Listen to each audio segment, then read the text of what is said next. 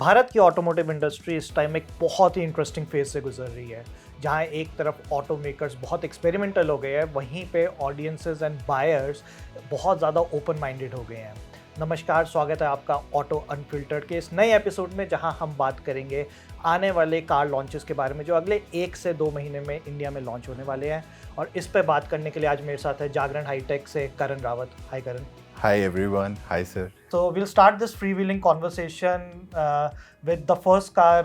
कौन सी है पहली गाड़ी जो हम डिस्कस करेंगे? I think एक ऐसा व्हीकल जो एक ब्रांड की पूरी पोजीशनिंग चेंज करने वाला है इंडिया में. Even when I saw that vehicle for the first time, मेरा ये परसेप्शन था उसको देख के कि शायद ही कोई इसे लेगा. And but जितना फास्टर एडॉप्शन मैंने उस व्हीकल का अभी देखा है करंट सिनारियो में, शायद ही मैंने किसी और व्हीकल का देखा होगा. And you know, so you're talking about MG Windsor, so of course. recently MG ने Windsor Pro भी लॉन्च किया इन इंडिया में, जो कि एक अपडेटेड वर्जन है MG Windsor का. so bigger battery life, added Bigger features, range. bigger range and everything. How do you perceive, आपको कैसा लगता है MG Windsor के बारे में? About so what I think there is a very एक opinionated market है about the design of the vehicle itself. Yes. So again जब मैंने पहली बार देखा तो वो रिप्रेजेंट कर रही थी फिएट मल्टीप्ला को. ओके. डुअल बोनेट डिजाइन और वो सब अलग. And Fiat Multipla according to history is one of the most hated car, hated design in the industry. But then I think Indians को फंक्शनैलिटी ज़्यादा मैटर करती है हमेशा की तरह, rather than how the vehicle looks. And of course over the time the design grows on you. आप पहली बार में शायद उसे पसंद ना करें, बट अगेन और वो सब्जेक्टिव भी है शायद. Design is very subjective. आपको पसंद है, मेरे को पसंद नहीं है. एंड जो विंसर की जो सबसे बड़ी जो यूएसपी थी उसकी प्राइसिंग थी. जिस प्राइस ब्रैकेट में उसने आपको लैंड किया था वहाँ पर काफ़ी सारे बायर्स थे उसके लिए. बट अब 17 से 18 लाख के वो प्राइस सेगमेंट में अपने आप को लैंड करना with bigger battery pack and bigger range. What do you think it makes sense for people? So what you are forgetting is कि 17.49 लाख रुपीस का जो रेंज ये प्राइसिंग रेंज है इसकी, that is with the battery. MG has also introduced battery as a service with this Windsor Pro, and वो लगभग 12.5 लाख रुपए में आपको बेयर शेल कार मिलती है.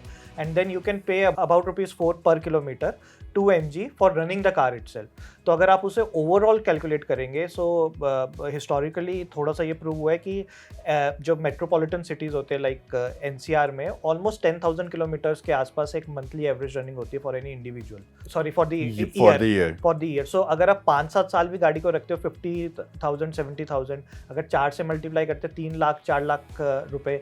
अगर 12.5 लाख की बेयर शेल कार आ रही है, 17.5 लाख की विद बैटरी आ रही है, तो 5 लाख रुपए तो आप अपफ्रंट ही सेव कर रहे हैं कार में, right? So it makes sense for a person to buy a car with battery as a service. So I think कि MG ने उसमें काफ़ी एक कूल ये सर्विस ऑफर की. And MG is the only player offering battery as a service. तो consumers के लिए एक फ़ायदा है कि आप कार विद द बैटरी भी ले सकते हैं एडिशनल पे करके, और you get car without battery as a service, BaaS जिसे कॉमन लैंग्वेज में कहा जाता है, जो 2 व्हीलर्स में हमने देखा था कि काफ़ी प्रोमिनेंट है. You cover 2 wheelers extensively. Can you tell our viewers की battery as a service exactly होता क्या है? सो बेसिकली आपने 2 व्हीलर्स से स्टार्ट किया, तो 2 व्हीलर्स में आप एक डिस्चार्ज बैटरी को एक चार्जिंग स्टेशन पर लेके जाते हो. अपनी डिस्चार्ज बैटरी अपनी 2 व्हीलर से रिमूव करते हो and you put a fully charge battery जिसका आपको पे करना है. ये उसी की तरह जैसे नॉर्मली आप किसी व्हीकल को चार्ज करोगे यहाँ पर.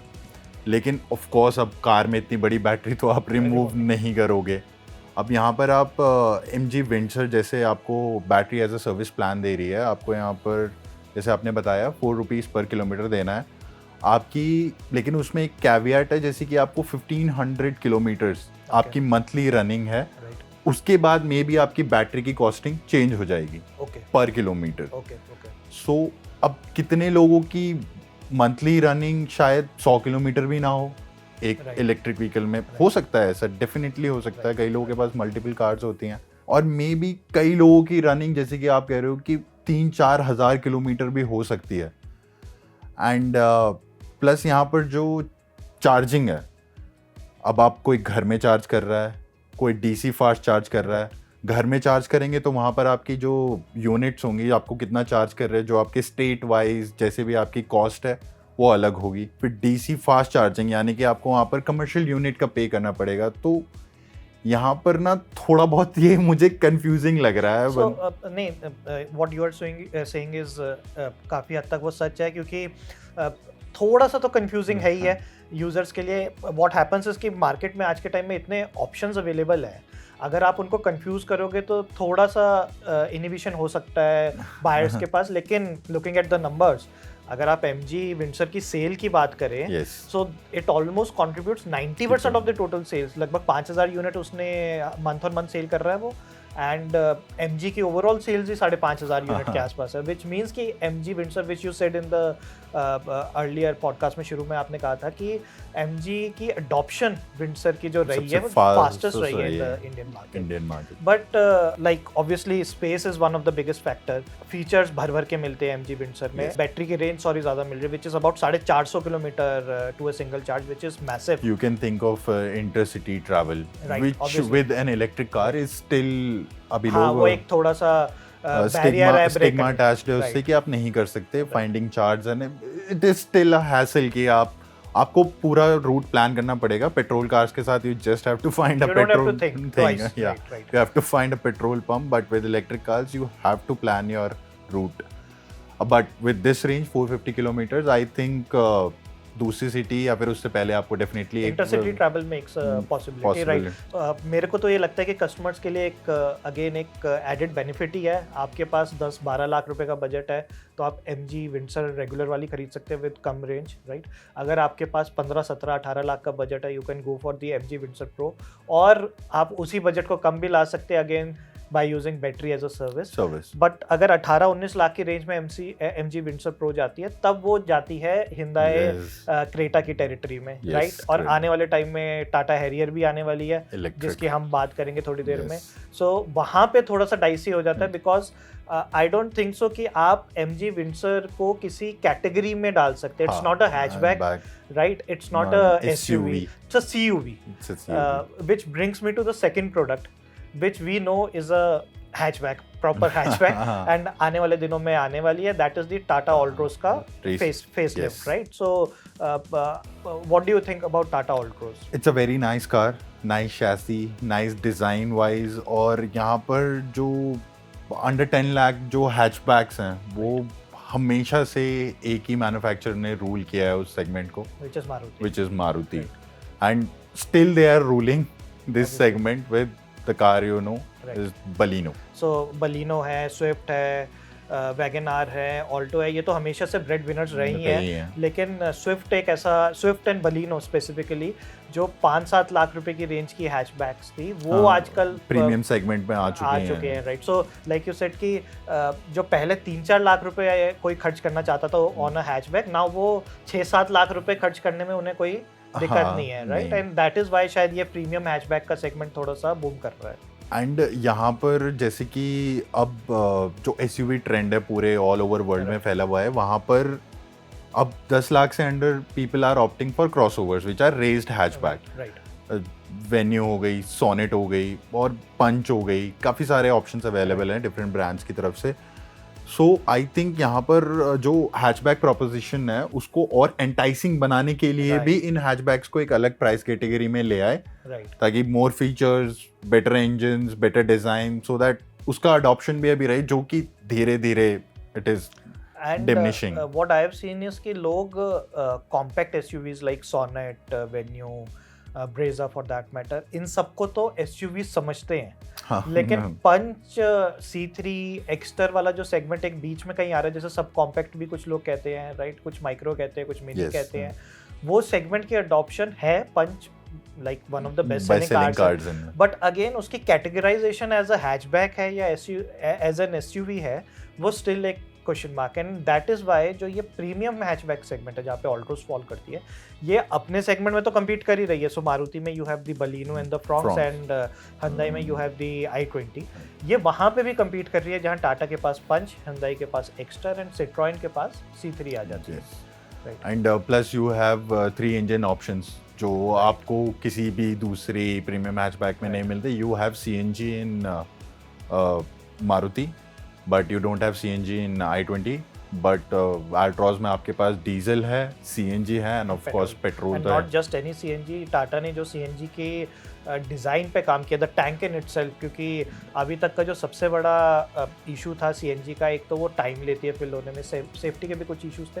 जो सबसे बड़ा इशू था कि India is a market that looks for practicality, and CNG tank ही अपने आप में 7 किलो का टैंक जो है वो इतनी बड़ी स्पेस ले लेता था cargo capacities null and but जो टाटा ने ये इनोवेशन की कि सीएनजी टैंक को रिड्यूस करके थोड़ा सा बूट में स्पेस निकल के आई है, that makes a lot of sense for the people who look for कि माइलेज भी मिल जाए सीएनजी की एंड मेरे को स्पेस में भी कॉम्प्रोमाइज प्रैक्टिकलिटी को ना हर्ट करते हुए I still get a better mileage and practicality wise Altroz has been one of the best cars, क्योंकि safe first of all, right 5 star rated. सबसे बड़ी बात है कि जो उसके 90 degree Opening opening doors doors है, है। गल्विंग डोर्स जिन्हें वो कह रहे थे कि बहुत इजीली एल्डरलीज भी चढ़ सकते हैं, बच्चे भी आ जा सकते हैं, एंड इसके अलावा प्रीमियम हैचबैक मींस कि कैबिन स्पेस भी अपने आप में बहुत ज़्यादा स्पेशियस है। एंड इस गाड़ी में what Tata will be doing is कि नेक्सन एंड हैरियर से इंस्पिरेशन लेके उसके अंदर आपके features like floating infotainment system और flush door handles which is a very premium feature taken from the other Tatas जो आप दूसरी टाटास में देख सकते हैं, बट इट्स गुड कि under 10 lakh Tata is someone who is always thinking of filling their car with features, which is bad for other manufacturers but very good for the buyers क्योंकि आपको उस रेंज में ऐसे फीचर्स मिल रहे हैं जो शायद से डबल की रेंज में भी आपको कई बार ये चीज़ें शायद देखने को ना मिले।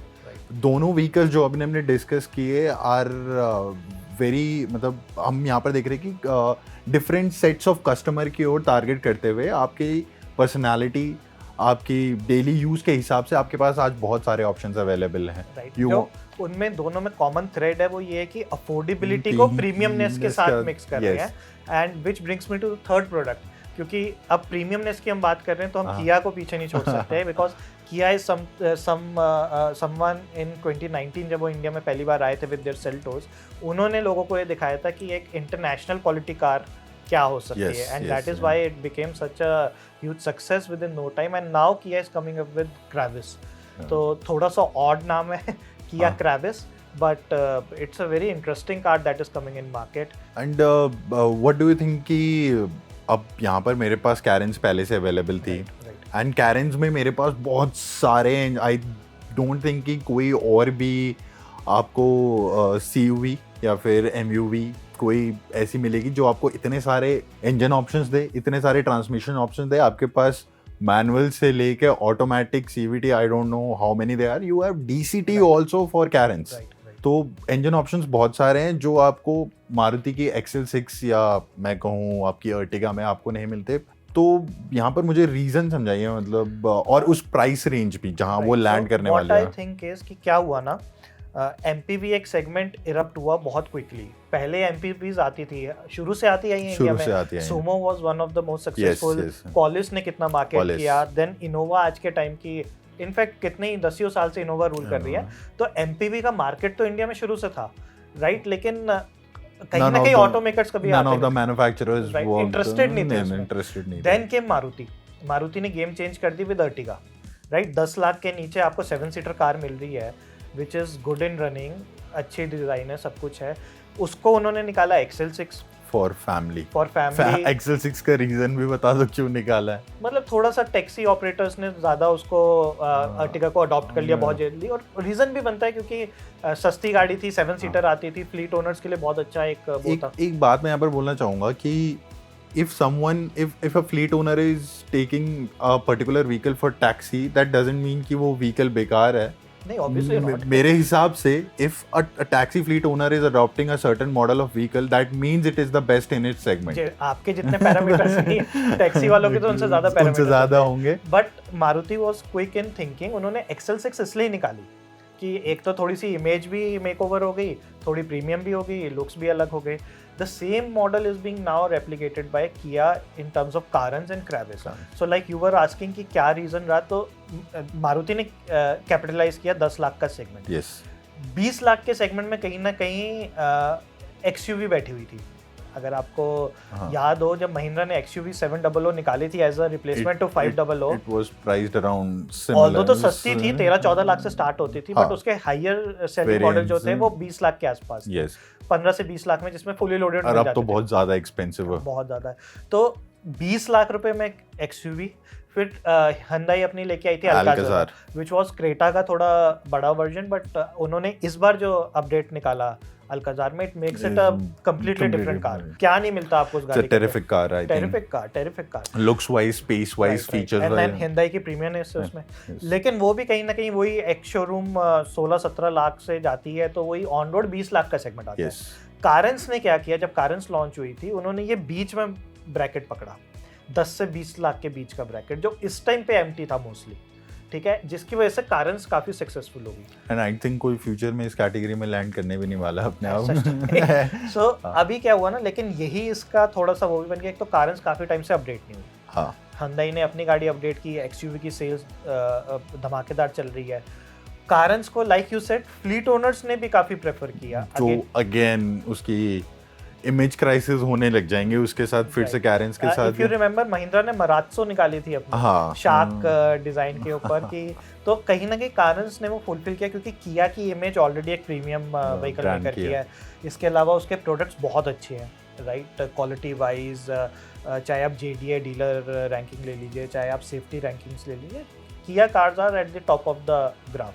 अब कारंस को भी फ्लीट ओनर्स ने काफ़ी हद तक पसंद किया, ऊपर से वो काफ़ी देर से अपडेट नहीं हुई थी, तो कस्टमर्स जो एक प्रीमियम MPV चाह रहे थे 20 लाख के सेगमेंट में, 15 से 20 लाख के सेगमेंट में, कारंस वहाँ फिट नहीं हो पा रही थी कहीं पे, जिसकी वजह से सेल्स पे भी थोड़ा बहुत इम्पैक्ट आ रहा था, एंड जनरली आपकी XUV या अल्काजार की तरफ लोग बढ़ रहे थे।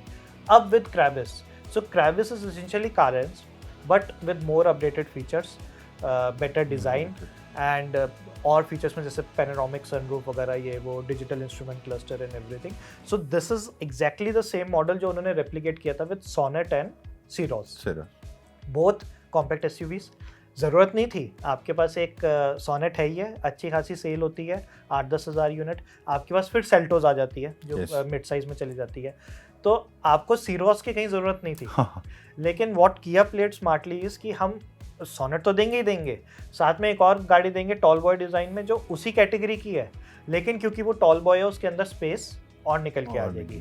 तो मेरे पास अगर कोई कस्टमर मेरी डीलरशिप पे आएगा, वो बिना गाड़ी लेके जाएगा ही, और exactly this is what they are replicating with the Carens and the Clavis. Maruti वाला कॉन्सेप्ट है कि अपनी सेल्स को कैनिबलाइज करो, वरना कोई और कर जाएगा। राइट। एंड कैनिबलाइज क्या होती है, मतलब आजकल के टाइम में क्या हो गया ना कि कस्टमर्स बहुत ज़्यादा एजुकेटेड है, चूजी तो शुरू से ही इंडियन मार्केट तो मतलब you had very less options, ठीक है। अगर आप कोई एक पर्टिकुलर प्राइस सेगमेंट देखने जाए, अंडर 10 लाख देखने जाए, तो शायद वहाँ पर भी आपको उतनी चीज़ें नहीं मिलती। Under 10 lakh I don't even have any idea कि कितने मॉडल अवेलेबल।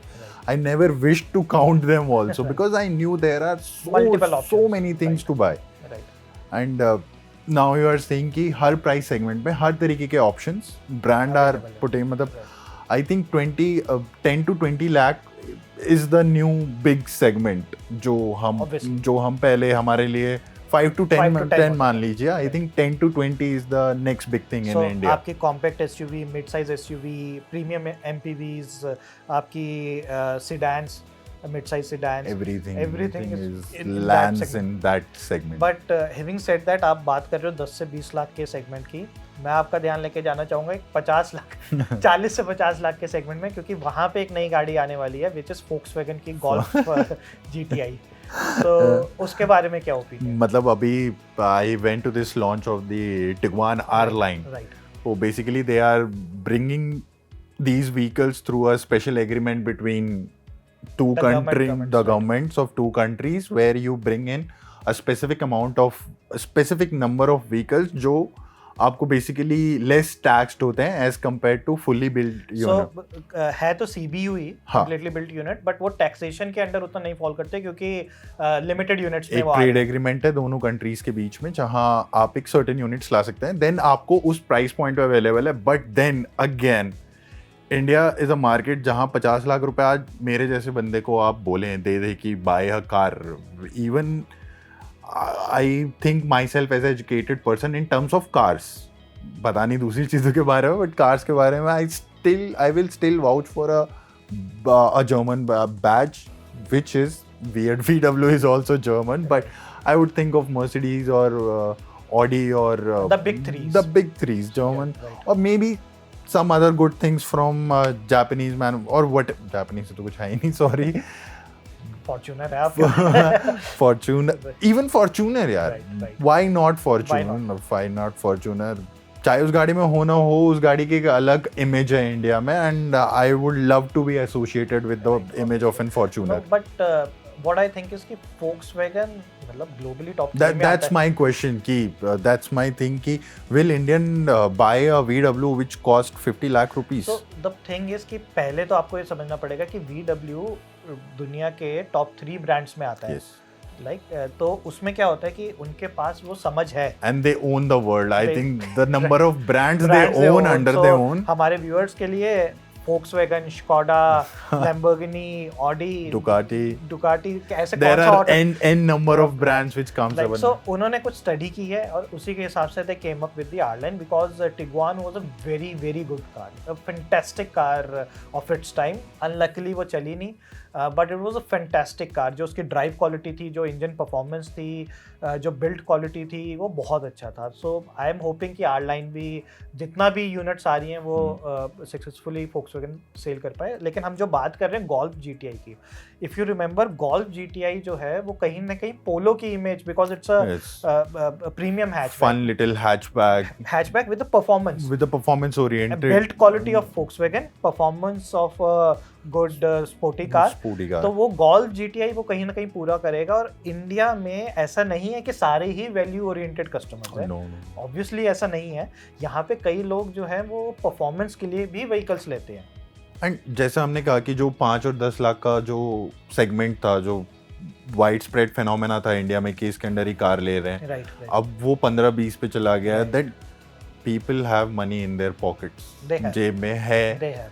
लेकिन इंडियन कंज्यूमर बहुत समझदार है. Auto sales are all time high, right? Despite global recessions, economic whatever crisis, auto sales is all time high. आप नंबर देखिए manufacturers जो इस टाइम कर रहे हैं, second third they are doing better than previous year. And second third fourth spot के लिए तो वहाँ पे अलग से युद्ध चल रहा है, महाभारत चल रही है भाई. फर्स्ट में तो मारुति अपनी कंफर्टेबल पोजीशन पे बैठा हुआ है 1.5 लाख की सेल लेके. लेकिन second third and fourth position जो होती है महिंद्रा, टाटा एंड हिंदाई के बीच में, ऐसा एक वो चल रहा है. एंड पीपल आर सेइंग कि भाई चीज़ें नहीं बिक रही है इंडिया में. ऐसा नहीं है. There is a huge sale in the automotive market that is happening. And मुझे लगता है Volkswagen कहीं ना कहीं थोड़ा सा वो एंथू कटलेट टाइप के लोग होते हैं ना, उनको एंटाइज करेगा. बट प्राइसिंग 40-50 लाख की एक्सपेक्टेशन है. लेट्स सी कहाँ ट्रांसलेट होगा, कहाँ ट्रांसलेट नहीं होगा. वह यहाँ से मैं आपको लेके जाना चाहूँगा अगेन एक पूरी petrol GTI performance car 40-50 lakh रुपए से लेकर another electric car, and this time from Tata Motors. So ये हमारी लास्ट कार है आज की कॉन्वर्सेशन में, which is the Tata Harrier electric vehicle. So ये मई में लॉन्च नहीं हो रही है. मई में तो ये 4 कार्स का ही प्लान है. जून में कहीं ना कहीं ये mid of the June Tata अपनी हैरियर EV लेके आ जाएगा, जो एक लॉन्ग टाइम से पेंडेंसी चल रही है, क्योंकि टाटा ने हैरियर EV कितनी बार ही ऑटो एक्सपो में दिखा ली है.